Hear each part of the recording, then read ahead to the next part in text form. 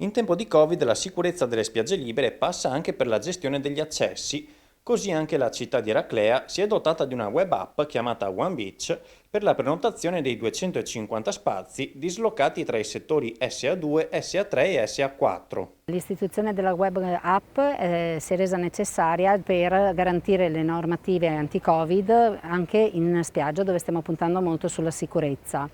È un progetto che è iniziato l'anno scorso, con questa amministrazione vogliamo non solo portarlo avanti anche quest'anno, ma se è possibile integrare ancora di più i vari servizi che daremo con questa applicazione. L'app sarà scaricabile dal sito del comune, si può entrare direttamente e quindi prenotare con pochi clic, basterà semplicemente logarsi e poi scegliere il proprio posto. E ogni soggetto ha la possibilità di prenotare una sola piazzola per il giorno stesso o le 24 ore successive a quello della prenotazione. Un altro modo per accedere è quello di scansionare i QR code che saranno disposti lungo agli accessi delle spiagge e nei parcheggi, in modo che l'utente può in qualsiasi momento accedere e prenotarsi il posto in spiaggia. Quindi basta entrare nell'app e si ha l'aggiornamento delle varie posizioni libere, cerchiamo di garantire e di investire sempre di più anche nella sicurezza sanitaria dei cittadini e dei turisti che verranno.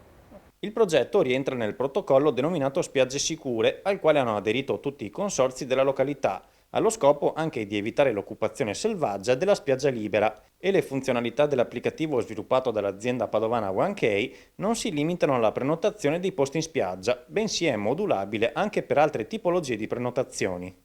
Sì, è un'app molto facile e dinamica che quindi può essere anche in futuro estesa anche ad altre forme di prenotazione. Potremmo pensare ad altri servizi da dare ai nostri utenti, ai nostri turisti, quindi in questo modo possiamo dare la prenotazione eventualmente di eventi o anche di altre tipologie di servizio.